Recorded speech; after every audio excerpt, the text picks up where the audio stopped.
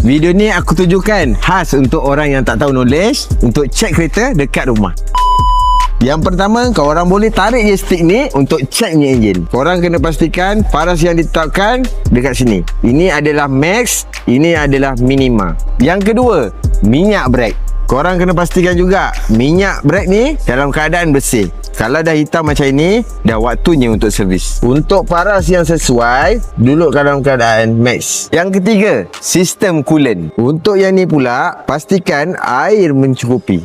Tak lupa juga dengan tangki spare. Kalau dia berkurangan, kau perlulah tambah air ataupun coolant. Untuk kereta yang menggunakan power steering, korang kena pastikan juga minyaknya mencukupi. Untuk angin tayar pula, korang boleh je pump ikut kadar angin yang ditetapkan. Untuk tayar spare ni, jangan korang terlepas pandang. Perlu pastikan tayar spare ni kadar angin pun mencukupi. Kalau rasa susah sangat, korang boleh je datang sini ke One Heart Garage, Parit Baru, Kayu Pasong, Pontian, Johor. Dapat suatu ilmu, korang share lah video ni bagi ramai lagi yang